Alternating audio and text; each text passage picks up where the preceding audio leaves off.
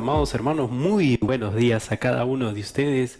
Sean bienvenidos en esta mañana para poder meditar la palabra de nuestro Señor. Y quiero tocar en esta mañana una porción de la palabra de Dios relatada en el libro de Primera de Juan capítulo 1, versículo 1 al 4. Y es que, mis amados hermanos, cada uno de nosotros hemos experimentado la gracia de Dios en nuestras vidas. Cada uno de nosotros reconocemos lo que ha hecho Jesucristo por nosotros. Tenemos un antes de Cristo y tenemos un después de Cristo. Ciertamente un antes de Cristo era nuestra vida llena de desorden, de perdición, esclavos del pecado. Sin embargo, después de Cristo viene hacia nosotros el gozo, el amor y sobre todo la aceptación delante de los ojos de Dios. Y es lo que el apóstol Juan nos relata en su primera carta de Juan, capítulo 1, versículo 1 en adelante. Lo que era desde el principio, lo que hemos oído, lo que hemos visto con nuestros ojos, lo que hemos contemplado y palparon nuestras manos tocando al verbo de vida. Mi amado hermano, mire cómo inicia el apóstol Juan con estas escrituras. Lo que era desde el principio. En otras palabras, desde que el momento en el cual se fundó, se creó este mundo, este universo, ya existía o ya estaba nuestro Señor Jesús. Él, a quien el apóstol Juan tuvo el privilegio de poder caminar junto a él y recibir sus enseñanzas directamente de él. A él escuchó sus enseñanzas, a él, a Jesucristo, pudo verlo con sus propios ojos. Y dice la Biblia lo que hemos contemplado y palparon nuestras manos tocando al verbo de vida. Fíjese, mi amado hermano, cómo es la reacción que tiene el apóstol Juan frente a esa cercanía absoluta que tuvo con nuestro Señor Jesucristo. ¿Cómo Dios pudo transformar el carácter de un apóstol que en un inicio no le importaba siquiera, tal vez, incluso que la ira, el juicio divino de Dios caiga sobre la población samaritana? No hubo misericordia en su corazón en un inicio, sino que hubo juicio, hubo ira, e incluso se les llamó los hijos del trueno por ese carácter tan exaltado que tenía, ese carácter digamos de esta manera, tan temperamental que tenía. Mis amados hermanos, el único quien pudo cambiar esa actitud fue nuestro Señor Jesucristo. Señor Jesucristo enseñó directamente al apóstol Juan.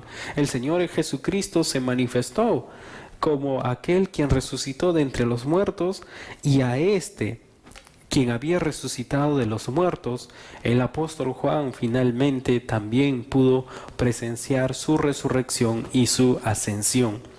Porque la vida fue manifestada y lo hemos visto y testificamos, y os anunciamos la vida eterna, la cual estaba con el Padre y se nos manifestó. Hermanos, algo que tiene de seguro el apóstol Juan cuando escribe esto es que él vio con sus propios ojos a aquel dador de la vida, quien venció a la muerte. Al tercer día resucitó de entre los muertos y hoy también sigue vivo. Mi amado hermano, eso es la convicción suficiente para que el apóstol Juan ahora empiece a relatar, empiece a detallar lo que ha recibido del Señor Jesucristo. Amados hermanos, nosotros también hemos escuchado las enseñanzas del Señor Jesucristo, no directamente cuando Él estuvo como persona, claro está, porque hemos nacido en estos tiempos, pero sí hemos recibido la presencia de Dios mismo por medio del Espíritu Santo en nuestros corazones. ¿Se da cuenta? Y el Espíritu Santo le da la capacidad de poder, de alguna manera, poder seguir los lineamientos de nuestro Dios Todopoderoso. El Espíritu Santo en la actualidad es la tercera persona de la Trinidad, quien nos da vida a cada uno de nosotros, quien nos da aquella vida abundante a cada uno de nosotros. Hermanos, esto les digo porque el Espíritu Santo es Dios mismo en nuestros corazones. Fíjese, dice, testificamos y os anunciamos la vida eterna, la cual estaba con el Padre y se nos manifestó. Hermanos, el apóstol Juan no está diciendo algo que él mismo no haya vivido. Él testifica algo que ocurrió en su propia vida. Hermanos, a nosotros cuánto nos falta, mucho en realidad nos falta para que podamos también tener esa misma convicción, esa misma seguridad, también tengamos esa misma cualidad en la cual cada uno de nosotros experimentamos ese acercamiento con nuestro Señor Jesucristo. A medida de que yo estoy más cerca de mi Señor Jesucristo y en comunión con Él, voy a poder testificar eso mismo a las demás personas. Y no solamente por lo que mis labios puedan decir, sino porque se ha hecho una realidad en mi vida. En el apóstol Juan se había hecho una realidad esas enseñanzas del Señor Jesucristo. Se había hecho realidad experimentar la vida eterna. ¿Por qué? Porque el Señor Jesucristo lo prometió y Él vino con su promesa. Y Él aún, mis hermanos, aún nos promete a nosotros vida eterna. ¿Se da cuenta? En el verso 3 lo que dice es lo que hemos visto, lo que hemos oído. Eso os anunciamos para que también vosotros tengáis comunión con nosotros, y nuestra comunión verdaderamente es con el Padre y con su Hijo Jesucristo. Mire, mi hermano, este es el anhelo de Dios para con cada uno de nosotros. En primer lugar, nosotros debemos de entender que si Dios ha hecho algo en nosotros, si Dios nos ha dado esa nueva identidad en nuestras vidas, debemos de testificarlo. No debemos de guardarlo para nosotros, no debemos de estar callados, no debemos ser personas anónimas frente a la sociedad. Debemos identificarnos como hijos de Dios. ¿Se da cuenta? Ahora, no solamente basta con testificar o anunciar, sino que para que testifiquemos una vez más, debemos andar en comunión con nuestro Señor. Luego que andemos en comunión con nuestro Señor, vamos a poder proclamar el Evangelio de Jesucristo a las demás personas. Y fíjese, cuando yo proclamo el Evangelio a las demás personas, Dios en su gracia puede convertir ese corazón duro en un corazón de carne. Además, no solamente eso, mi hermano, sino que a partir de esa conversión de aquella persona, yo puedo tener una comunión más con aquella persona. ¿Por qué? Porque nos vamos a identificar como familia de Dios. Ahora, cada uno de nosotros, creyentes, hijos de Dios, somos llamados a estar en comunión los unos con los otros. Nuestra comunión tiene que ser verdadera. ¿Sabe por qué? Porque el lazo que nos une es nuestra fe en Cristo Jesús. Ahora, una vez que yo obtenga la comunión con mi Señor, testifique, voy a tener la capacidad de tener la comunión también con mis demás hermanos. Y de esta manera, mire mi hermano, y de esta manera voy a dar testimonio, voy a dar credibilidad que verdaderamente estoy en comunión con el Padre y con su Hijo Jesucristo. Este es el anhelo de Dios para nosotros. Que andemos en comunión con nuestros hermanos de la iglesia y también a su vez tener una comunión íntima con nuestro Dios y Padre. Ese es el anhelo. Mi hermano, sería bien triste que cada uno de nosotros digamos que tenemos una buena comunión con nuestro Señor, pero sin embargo guardamos resentimientos por aquel hermano, por aquella hermana que tal vez habló algunas cosas que le ofendieron.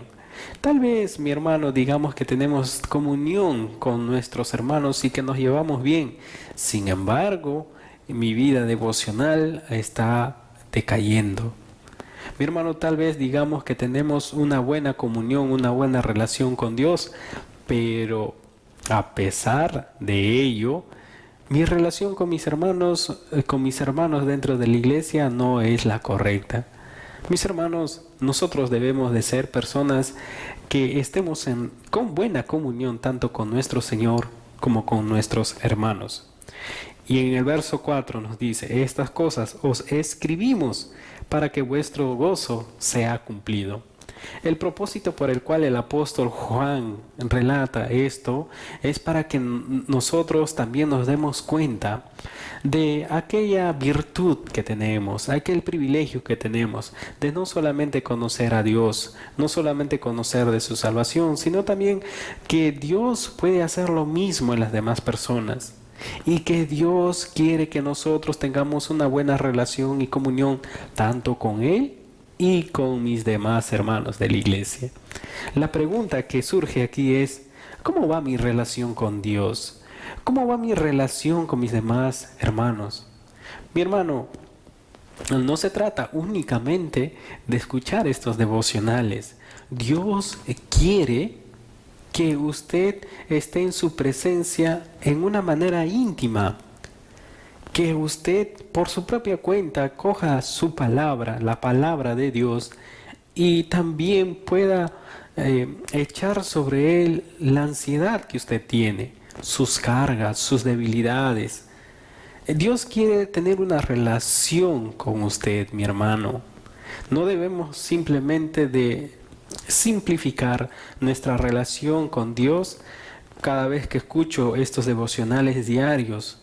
No se trata simplemente de simplificar mi relación con Dios cada vez que escucho algún culto o alguna prédica por internet. No, mi hermano, lo que Dios quiere es que usted de una manera personal, individual, se acerque a Dios, escuche lo que Él quiere para su vida. Además, también el anhelo de Él es que nosotros estemos en buena relación los unos con los otros, mi hermano. ¿Cómo estamos delante de Dios? ¿Y cómo estamos delante de nuestros hermanos? Es una pregunta para meditar y reflexionar. Y si es que hay algo en nuestros corazones que debemos de confesarle a Dios, amén, hagámoslo en este tiempo. Señor, te damos gracias por esta palabra tuya, gracias por tu misericordia, tu bondad. Gracias porque eres bueno, Señor, y nos permites que seamos testigos fieles de tu palabra y todo lo que tú puedes hacer en nuestras vidas. Danos esa gracia de andar en buena comunión contigo, de modo individual, personal, y a su vez, Señor, de buena comunión con nuestros hermanos dentro de tu iglesia. Te adoramos, Dios, en el nombre de Jesús. Amén. Amén, hermanos, bendiciones.